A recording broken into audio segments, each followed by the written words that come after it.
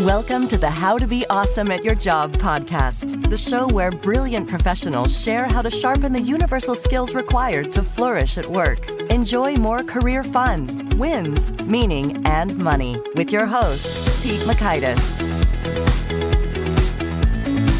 Hello, and thanks for joining us for episode 512 with Matt Tenney. Matt is sharing how you can use mindfulness to improve your leadership. So you'll learn 1, how an emphasis on goals can hurt your leadership, 2, a monastic practice that improves engagement, and 3, why mindfulness is the ultimate success habit. So if you want to take a look at the show notes or the transcript or the links to items we've referenced, it's over at awesomeatyourjob.com/F512. Now here's Matt's story. Matt Tenney is a social entrepreneur and the author of Serve to Be Great, Leadership Lessons from a Prison, a Monastery, and a Boardroom. He's also an international keynote speaker, a trainer, and a consultant with the prestigious Perth Leadership Institute, whose clients include numerous Fortune 500 companies.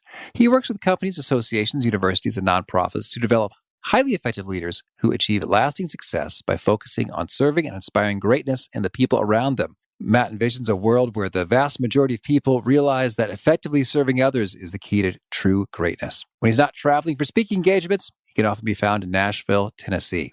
So thanks to Matt for spending some time with us, and thanks to our sponsors. Check them out.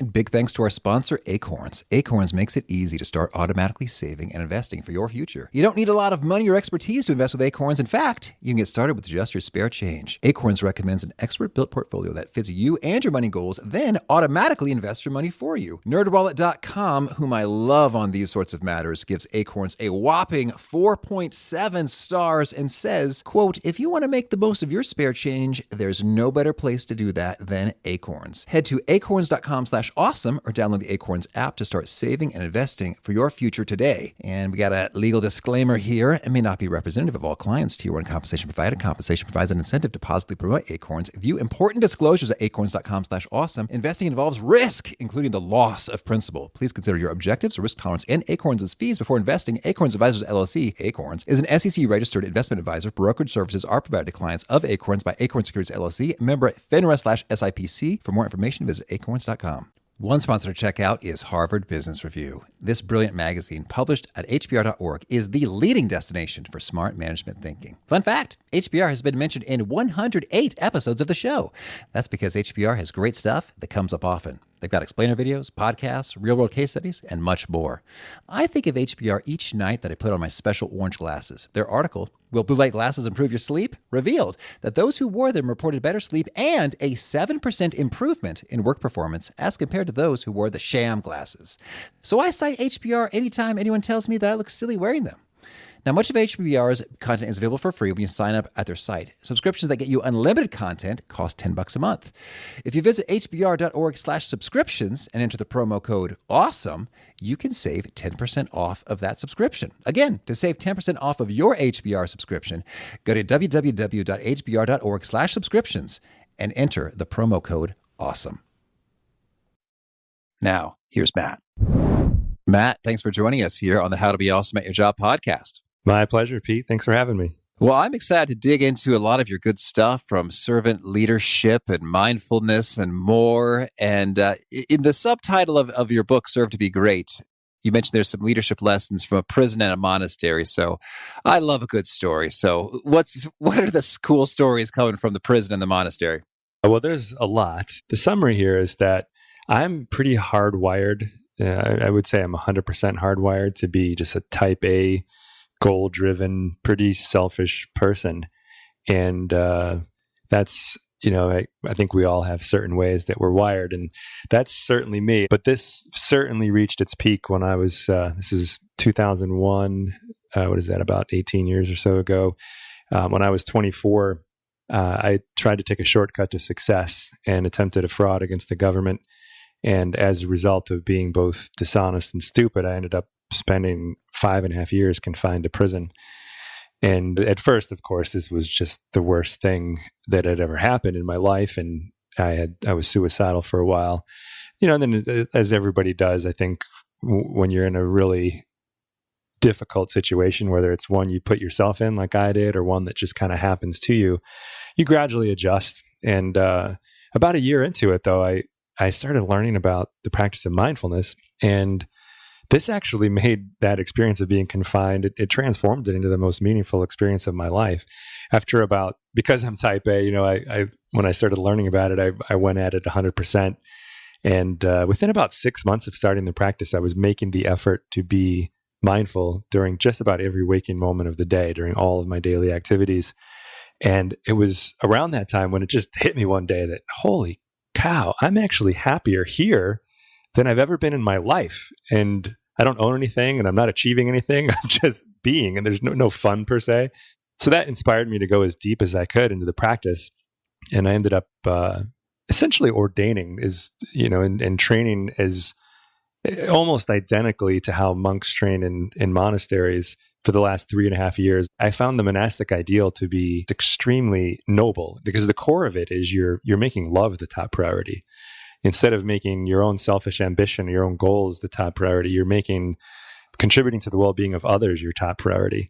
And that turned my time in confinement into the most meaningful experience of my life. And so much so that experience inspired me so much so that after leaving, I went and lived in a quote unquote real monastery and almost ordained to become a monk the rest of my life. But then realized, for me, that would be like trying to take another shortcut because it was really easy for me. I kind of like I'm an introvert, I like having lots of quiet time. So I realized, if I really want to be able to serve on a large scale and be most helpful to people, I need to go out in the real world and do stuff and earn a living and probably have a family, which I do now with 2 small kids. And, so people can relate better to what we're talking about.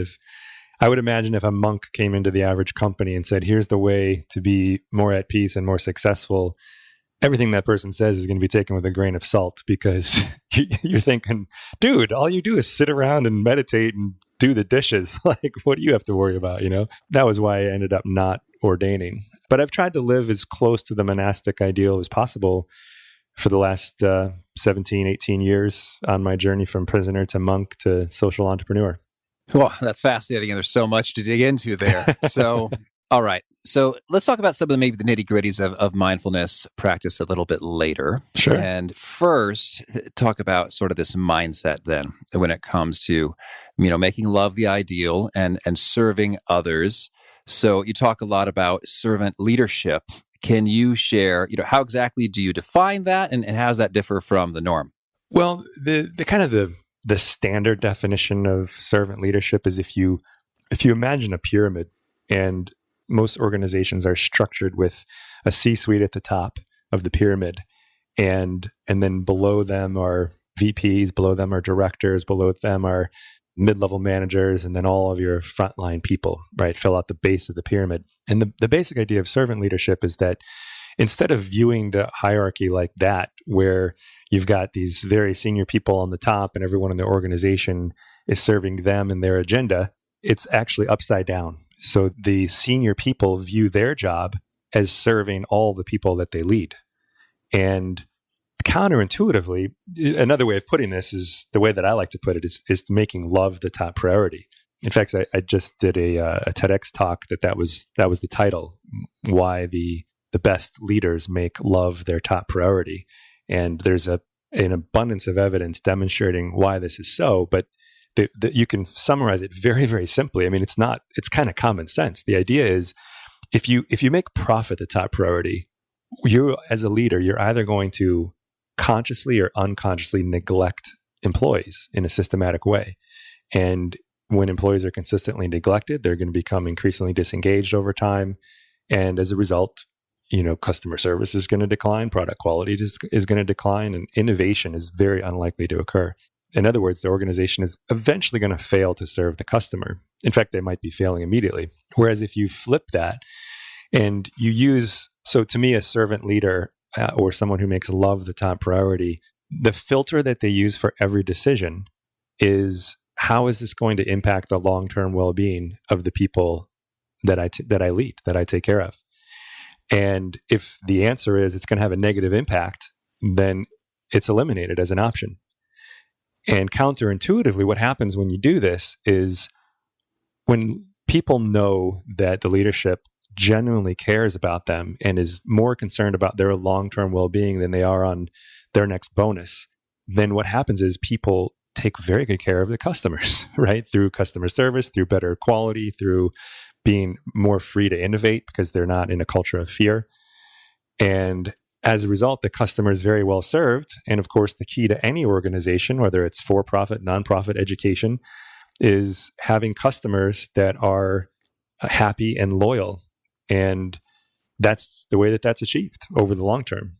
Oh, okay. And so then that filter is particularly applied from the employee perspective. Like, how will this affect their long-term well-being of those I lead? And so those you lead, you're thinking about employees as opposed to customers. Exactly. Yeah. If you take very good care of the employees, they take good care of the customers. And that's actually something that a lot of organizations get wrong, in my opinion, is that you hear a lot of organizations say, we have this intense customer focus. And, so the problem with that is it's not that it's wrong, but and I'm sure everyone listening and knows a story that they can relate to about this. But if you have a customer that's a real pain in your side, they're a pain for all of the employees that serve that customer. And if they're demanding too much and it's unrealistic, to continue to enable them to do that, what you're ultimately doing is you're degrading the well-being of your employees and their ability to serve not only that customer, but other customers. Morale goes down, and it's actually a net loss. Whereas if you were to say, okay, well, this customer's a real pain, we need to either ask them to change their behavior or fire them. In the short term, that sounds really scary, right? You say like, well, wait a second, but that's a big source of revenue. Well, revenue is nice, but not at the expense of the morale and the well-being of your team members. Because if that degrades, not only is that customer going to end up being failed to be served, but others will be as well. And this is actually one of the counterintuitive applications of, I'm sure many of you have heard of the Pareto principle, the 80-20 rule, that many of the most successful entrepreneurs I'm aware of apply, is they realize that 20% of their customers are delivering 80% of their results. And usually those 20% are really easy to work with. Then you've got 80% of your customers that are only delivering 20% of the results. And oftentimes they're the ones that complain the most. They create the most stress for employees. And so a good practice is to as many of those as you can afford to do it, to refer them out to your competition. Let your competition serve them. Okay, understood. Well, so then I'm thinking about zooming in a little bit in terms of, so if we're making love the top priority and you're filtering out based on that guideline, what are some of the everyday practices, behaviors, activities that really make this come to life? That's the secret right there, Pete. So in my experience, I've been, I wrote Serve to Be Great, I think in 2012 or something. So that book's been out for 7 years, and I've spoken extensively on this subject and interacted with many leaders, many employees and organizations. And almost invariably, everyone wants to do this. There are very few people that get up and say, my recipe for success is I'm going to go into work today and be a selfish jerk. That's my plan. I've never met anyone like that. I mean, I'm sure they're out there, but they certainly don't come up and proclaim that to you. Everyone that I've met wants to do this. But I think if you were to ask most people to rate themselves on a scale of 1 to 10, 10 being you do this consistently 100% of the time, and 1, you never do it, most people aren't anywhere near a 10. And most people would rate themselves at a 6 or a 7, maybe an 8 at best. So the way I like to look at it is, well, let's think about it as what's stopping us from doing it. So we all want to, right? What are the biggest blocks to doing this? And this kind of comes back to your original question about the subtitle of the book, Leadership Lessons from a Prison, a Monastery, and a Boardroom. Interestingly, I think the 3 biggest blocks are resolved by living a little bit more like a monk. Okay. Now, by that, I don't mean people need to go out and be monks. But I'll give you the 3 big ideas, and then you can dive in wherever you like, and we can go as deep as you like. All right, let's do it. So here's the summary. So the 3 big blocks in my mind are, 1, is that because of our conditioning and the way society has programmed us, we don't focus on making love the top priority. We focus on achieving goals. And not that there's anything wrong with achieving goals. The problem is if we focus on achieving goals at the expense of our own well-being and the well-being of those around us, that's when that becomes problematic. So the first biggest block is that we just don't focus enough on what we know in our heart of hearts is the most important thing, not just in business, but in life, which is to prioritize loving people over getting stuff or getting stuff done in a worldly sense. The second block is we're busy. Have you noticed this, Pete? Oh, sure. People are busy. As I'm sure every listener listening to this knows that we're all very busy. And there is science supporting, and we can talk about the study if you like. It's actually a both hilarious and sad study at once, that demonstrating what I think we all know to be true is that the busier you are, the less likely you are to serve the people around you, the more likely you are to be focused on your own self-interest and short-term gain. And then the third one is we're incredibly distracted, and not just distracted by things, but even by our own thinking. And this is where mindfulness training becomes absolutely key. So that's the summary. And then, let's wherever you'd like to dive in, I'd be happy to. Well, so I am intrigued by, I think the study you have in mind, the one about the seminarians who read the Good Samaritan story. And yes. That's come up a couple times. So I'll let those who haven't heard of it yet Google it and enjoy. But it's a goodie. It's a goodie. Yes. So let's hear about, we don't focus on love, we focus on achieving goals. And you make a nice distinction between, there's being goals and there's doing goals. Mm-hmm. And this has been kind of resonant for me lately because I've got a pretty crystal clear picture on one page, like everything that I want to achieve in life. And I feel great. Like that's it. Yeah. That's everything. It's on a page. We got clarity, game on. But I don't have as much crystal clarity on everything I want to be in life. And I'm working on that right now. I'm thinking about who do I really admire and what is it about them? And, but it's a work in process for me at the moment. And so not yet at that level of clarity. So lay it on us. How do we shift that focus? Well, I think the first step, that's a very, very simple one. There are multiple steps to this, but the simple one that's can be applied immediately and has immense benefit is to just simply shift our focus. Because, if you think about what we're focusing on a day-to-day basis, if most of us reflect on that, there's not a whole lot of time, especially if we're in a really demanding work environment, where we're really focused on what am I doing to serve my teammates? Or if you're in a leadership position, what am I doing to serve my direct reports or my peers as leaders? It's just from one thing to the next, right? It's like, well, I got this I have to take care of. I have this I have to take care of. And there's pressure to achieve the goals. So we focus on that.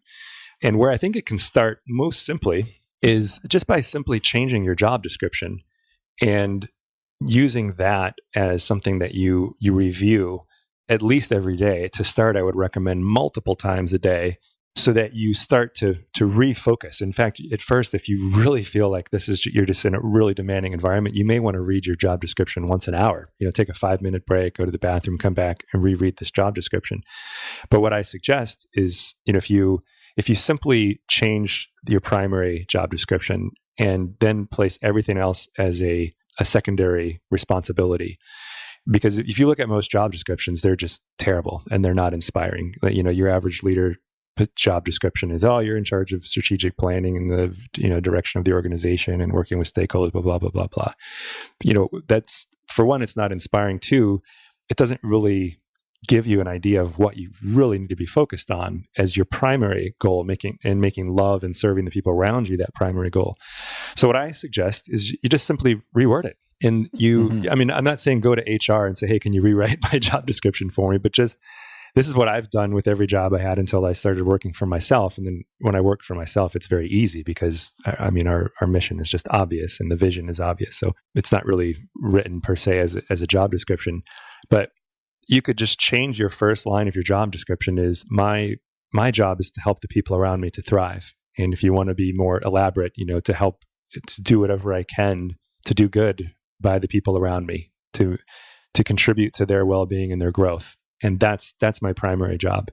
Everything else in my job description is a secondary duty. And if you just remind yourself of that, it's amazing what happens to the brain. This is actually one of the keys of the transformative process of the monastic training, is that you recite vows every single day, reminding yourself multiple times. At first, it was probably 20 or 30 times a day, reciting this vow that essentially my job is to help all people to be happy and to be free from suffering, which is obviously a bit grandiose, but it's inspiring. It's like that. This is why I wake up in the morning. I work on myself to make myself better so that I can be of benefit to others and help them to be happy and to thereby make a better impact on the people around them. That's the core of monastic training. And so to give a little examples of how this works, we'll start with maybe a case study. And you can cut me off, Pete, if this one has come up a lot as well. But years ago, I think this might be close to 15 years or so ago, Disney was having problems with their custodial staff. Do you remember hearing about this? No, keep going. Okay. So the problem was, as I'm sure almost everyone knows, Disney prides themselves on an amazing guest experience. That's what they want to deliver. It's just they want everyone who comes there to have a magical experience as a guest. And what was happening was the custodial staff was getting all of these complaints about how they were being rude and they weren't being helpful, and it just kind of degraded from the experience at Disney, which of course was a huge problem for them. So they put a lot of energy into trying to resolve this. And what it turned out, they figured out what the problem ultimately was the job description. The job description read, your job is to keep the park clean. You need to keep the bathrooms clean. You need to keep the trash looking neat. You need to keep all the walkways clean and tidy. So think about this. If that's your job description and you see guests walking around throwing trash all over the place, you view the guest as your enemy, essentially, right? This person's making my job really hard. And so when a guest who just threw trash on the ground came up and asked the custodian, hey, where's the Dumbo ride? The custodian would say, I don't know, I'm just a janitor, and that was the response. So they decided, well, they do more than that. They're part of our team. They're part of delivering happiness to our guests. Why don't we let them know that? And they changed the job description. They said, your job is to create happy guests, to contribute to the happiness of our guests. How do you do that? Well, you provide them with directions when they need it. You give a kind, smiling face when they ask you questions. And as a collateral duty, you pick up the trash and you clean the bathrooms and blah, blah, blah, blah, blah. Mm-hmm. And guess what happened? All the complaints went away. Janitors were motivated and inspired to come to work because they had a noble cause for coming to work, which is to serve people and bring happiness to people, which is something we all want to do. And the guest satisfaction scores went up. And the job satisfaction for the janitors went up. Everybody wins. I don't know if there's any neuroscientist that can explain this perfectly, but I think what's happening is, from my limited understanding of the neuroscientist friends that are in my circles, is that we have a portion of the brain, and a lot of people attribute this to the reticular activating system or the reticular formation, that its job is to filter out that which we don't think is important. And we've all had the experience of, you buy a new car or you meet a new friend with a unique name, and then all of a sudden you start seeing that car everywhere. You hear that name everywhere. And we know intellectually that car just didn't magically multiply all over the place because we bought it, or that name just didn't magically get slapped on everyone just because we heard it. What happened is our brain started telling us that it's important. So we start to see everywhere this thing that we had never seen because our brain didn't allow us to see it. And my guess is this is what's happening, is when you start to tell your brain over and over and over again, this is what's really important to me, you start to see opportunities to serve others and to love well. You start seeking out opportunities to improve in that area. You start to eliminate activities that degrade your ability to love well. Why? Because you've simply shifted your focus. And I think the easiest way to do that is to just change your job description and read it every day for a while until you really start feeling that, like, hey, I believe this. I believe that my core job description is to help the people around me to thrive. Okay, cool. And so then you naturally begin to notice those opportunities, and because it's built in there. And that's a nice tip there, is that it may take a couple dozen reps in the first days to get into that groove. So excellent. Thank you. So a lot of stuff coming together here with regard to, that creates satisfaction for your own self in terms of you're enjoying the job more, and as well as for the folks that you're leading. They think this person is great. I enjoy working with them. So a lot of good stuff happening here. So let's talk then about mindfulness in particular. You've called it the ultimate success habit. First, why is that? Well, I use that word very intentionally and very precisely because I think we kind of live in two worlds at once, right? So we have this conventional world where stuff like getting a paycheck and being able to pay your bills really matters. And then there's something more ultimate, which all of us have a sense of. I don't think any of us really know intellectually, but we have this sense that there's something much deeper about life, that, and in the end, what really matters is, were we happy and did we love well? That's what really ultimately things come down to. So the reason I call mindfulness the ultimate success habit is because it actually has benefit in both of those realms. So the practice can be very instrumental in improving our effectiveness in the conventional realm, where we're more effective at our job, we're more effective as leaders, we make better decisions, so on and so forth. But it was designed not for those purposes. It was actually designed for the ultimate, which is to be happy under any circumstance. So no matter what happens to you, you're okay and you have peace. And because of that, you have this tremendous capacity to love well, and your ability to overcome our selfish conditioning that we're all subject to some degree. We can gradually overcome that conditioning. That's actually what the practice was designed to do. And that's why I call mindfulness the ultimate success habit, because it contributes to success in the conventional realm as well as what really, really matters, ultimate success. Well, and so then, I've been playing around, reading some assorted studies on mindfulness and its benefits. I'd love it if perhaps you could share your favorite in terms of, this result emerged from mindfulness practice. Whatever study's your favorite that has a big number that you find exciting. The one that I'm most excited about is not necessarily a single study in particular, but it's actually the work of a neuroscientist who's a professor at the University of Wisconsin named Richie Davidson. And he's been doing this work for a long, long time. And in the ultimate sense, so we'll skip some of the conventional things, and there are many benefits in a conventional sense, especially around decision-making and emotional intelligence. Those two benefits are fairly well established in the scientific literature. But the one I'm most excited about is there seems to be a very sound and replicated evidence for the fact that we can actually change traits with mindfulness, specifically traits like kindness and compassion. And this isn't, like a flashy number or something that's sounds super sexy, but I'd like you to think about this for a second.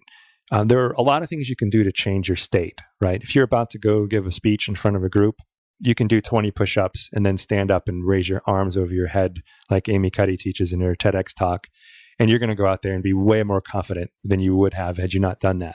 Mm-hmm. But there are not too many things that we know of that literally rewire your brain so that you develop a new trait that becomes your baseline way of being in the world.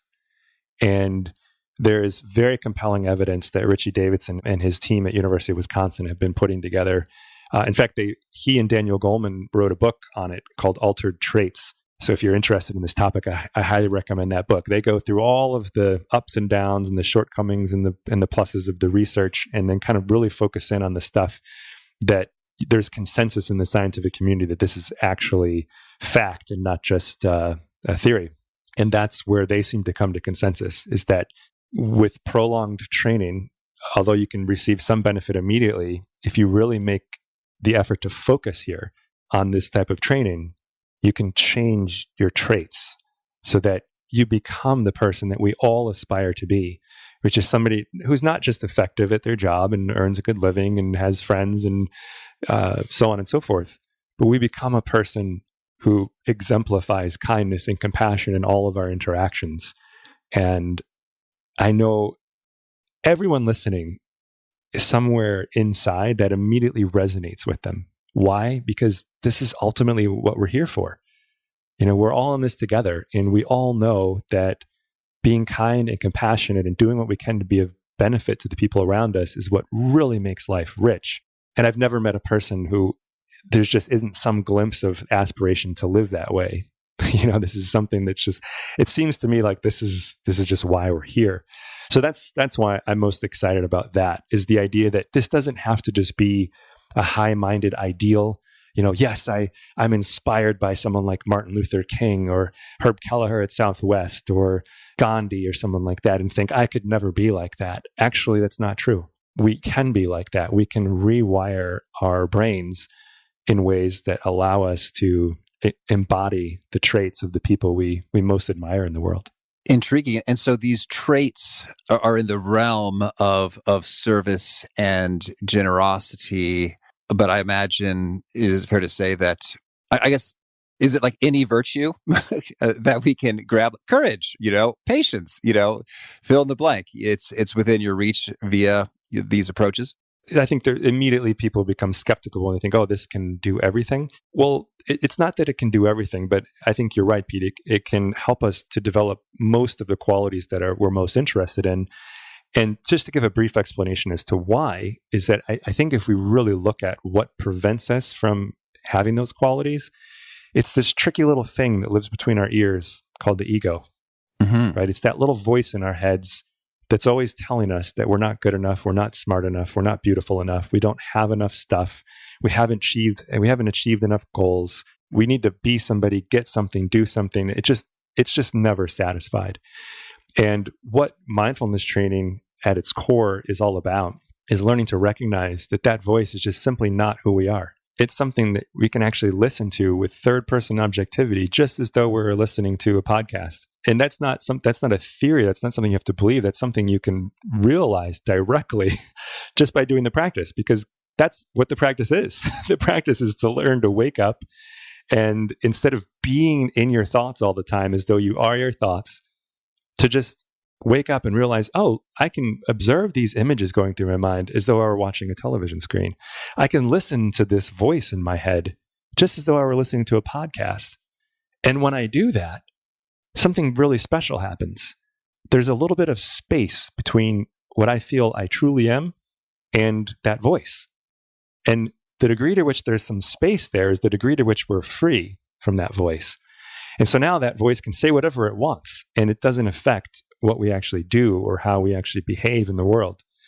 It's just something else. It's like, if you're watching a television program, here's a really interesting way of looking at this. So let's imagine that you're watching a movie or a television program from start to finish, right? And you're about halfway in, and there's a really emotional scene, and it draws you in, and you can feel the emotion of the actors on the stage, and you're just in it like it's real, right? We can all relate to this. Now let's imagine that you were in the kitchen getting a slice of pizza, and you came in, you haven't watched any of this thing, and you just look at the TV screen. It's just some actors doing stuff, right? Yeah. You might laugh at somebody who's at a funeral thinking, oh, that's really bad acting. Whereas the person on the couch is just in tears because the star just lost their beloved one, and it's really sad. And so this is what tends to happen for everyone that I've ever worked with that practices in mindfulness consistently. It's more and more of this drama in our heads becomes something that's like, oh, that's just like, it's just programming. It's just like a TV. And it has less and less of effect on how we actually show up. So if the thoughts are skillful, we engage them and we follow them. If they're not, they can be allowed to just arise and pass away as though it was a television screen across the room while we're eating a piece of pizza. Okay, cool.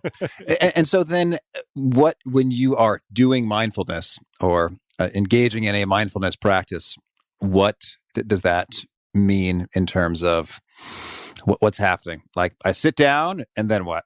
Well, there's a common misconception I'd like to clear up, Pete, if it's okay with you. Okay, take it away. Is that I think that's exactly what most people think of. Is if I'm going to practice mindfulness, that means I need to go sit down and do nothing and engage in some type of special practice. And if there is great benefit to sitting still and just being, and I highly recommend it. However, mindfulness can be practiced at any time, in any situation. And so how I recommend people start, especially if this is something that seems foreign, or it's just, you're thinking, oh, this is one more thing I need to add to my schedule. I recommend looking at it as like, you don't have to add anything to your schedule. what I recommend is just change the way that you do things that you're going to do anyhow. So for the average person, if you were to make a list of all the things that you do in a day that in relative solitude that you're going to do anyhow, things like rolling out of bed, going to the toilet to go pee, washing your hands, brushing your teeth, taking a shower, getting dressed, commuting to work, sitting and waiting for a meeting to begin, standing in line, waiting for something. If you were to add it all up, I think for the average person, it's probably right around 2 hours per day. Make a list of all those things that you do every single day and that you're going to do anyhow. And for the first week, just pick one of them. Let's say it's washing the hands, for instance. And unless you're driving, listening to this podcast, you could actually play along with us while we do this. So if you think about what washing the hands is like most of the time, if we're honest, we're thinking about everything in the world other than washing the hands. Would you agree with me, Pete, that when you wash your hands, that's the, yeah. So we're thinking about, hey, the dog just crapped on the floor. I got a report due for my work tomorrow, whatever. We're thinking about all types of stuff.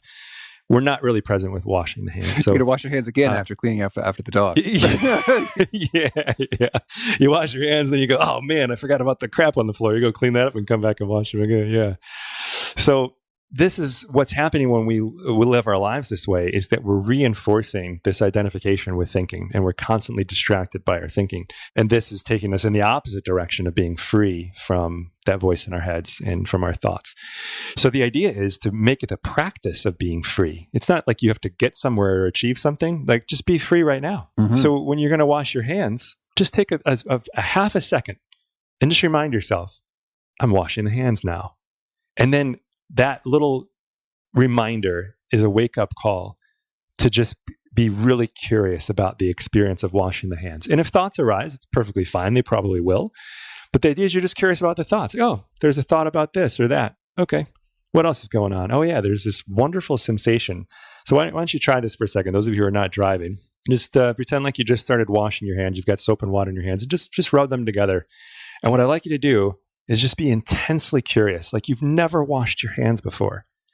And just notice, what is it actually like to wash my hands? What does the skin feel like as it's being massaged by the other hand? What do the muscles feel like that are making the arms and the hands move? Are there any thoughts happening?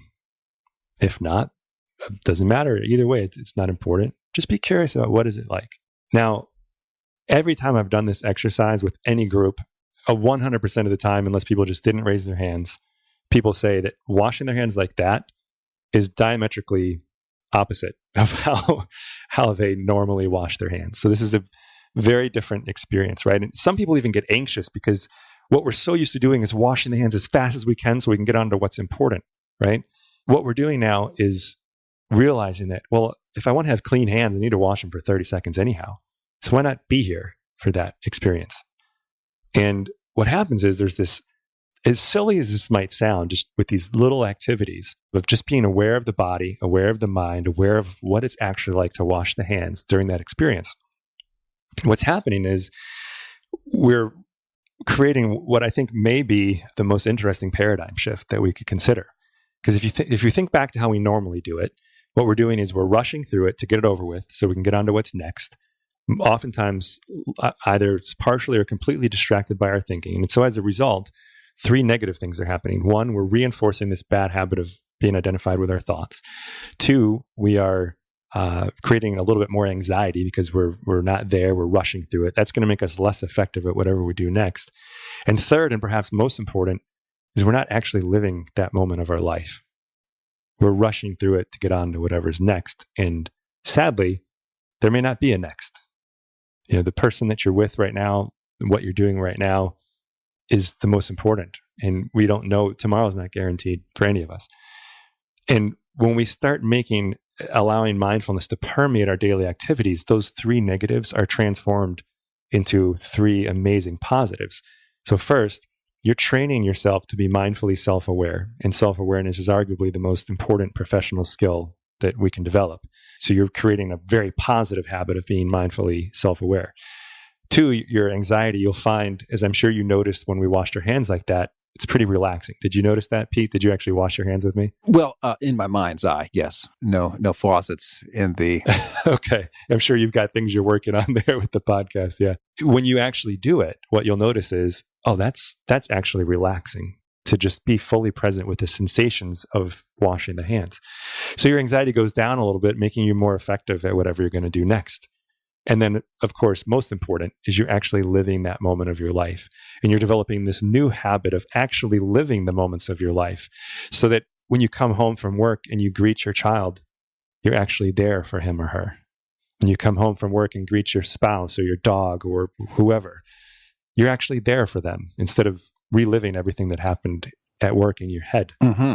And as grandiose as that might sound, it's not going to happen overnight, but it does happen little by little if we just start integrating mindfulness into our daily life. So coming back to the list, we start with just washing the hands, right? For week 1. Then for week 2, continue with washing the hands and add a second activity, brushing the teeth, let's say. And you can see where this is going, right? Each week, you just add another activity. After 12 weeks, you're going to have 12 anchors that if nothing else, you've got 12 30-second to 60-second activities where you're breaking the habit of constantly being identified with and distracted by thinking and instead being free. Yeah, that's cool. That's cool. And so then, and practice, then the difference is, 1, you're sort of noting what's happening here. I'm washing my hands now. 2, you're getting curious about each of these, I guess, the finer details of the experience, like, oh, that's pretty warm. Oh, that's pretty slippery. Okay. Yeah. Mm-hmm. That's pretty relaxing as they go together.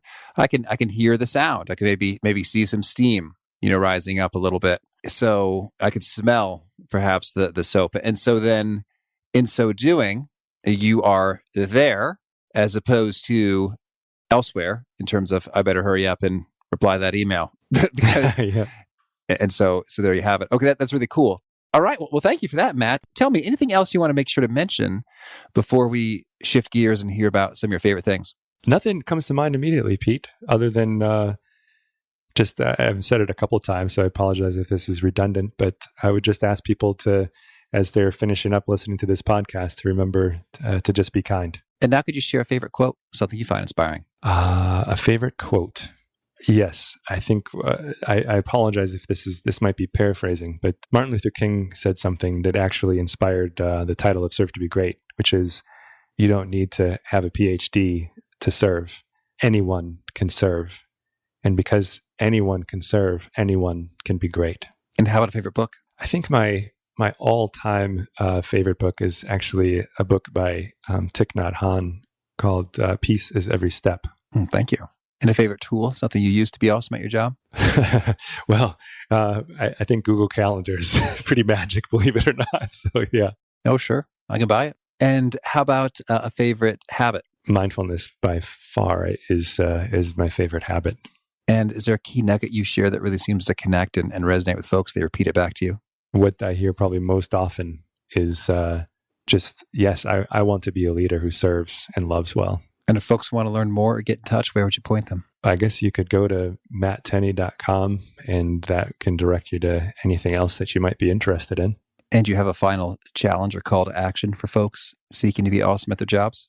Absolutely. I would please encourage anyone listening who's stuck with us here to the end to please go ahead and create that list of all the things that you do every day anyhow, and see if you can incorporate those activities into your day in a more mindful way, just one activity at a time. And I think that simple exercise you'll find has incredible benefit in your life. All right, Matt, thank you. This has been a treat, and keep up the great work. Thank you, Pete. Thanks so much for having me. I really appreciated Matt's take on proactively changing your brain in terms of what your filters are going to pick up by the example he shared, changing your job description and then reading that 20 plus times over. And I think it's really true that that's kind of what is required in order for that to sink in. So I appreciated that, and I hope you did as well. The show notes, the transcript, the links to as we referenced are at awesomeatyourjob.com/ep512. If you haven't already, I hope you'll push subscribe. You'll catch our next guest. It's Lee Carter, and Lee is talking about how to persuade in a post-fact era. Hope to catch you there. Peace. Thanks for listening. To get the most out of the show, we recommend 2 key things. First, check out the extra resources at awesomeatyourjob.com. You can find this episode's transcript and links, as well as the perfect episode for your situation. You can search the full-text transcripts of hundreds of episodes or explore episodes tagged by topic and competency covered. Second, subscribe to the podcast and get future episodes automatically. You can subscribe by telling Siri and several other smartphones and speakers, subscribe to the How to Be Awesome at Your Job podcast, or by tapping subscribe in your podcast player of choice. If you'd like some extra help figuring out podcasts and how subscriptions work, visit awesomeatyourjob.com/subscribe for guidance. Hope to catch you on the next episode of How to Be Awesome at Your Job.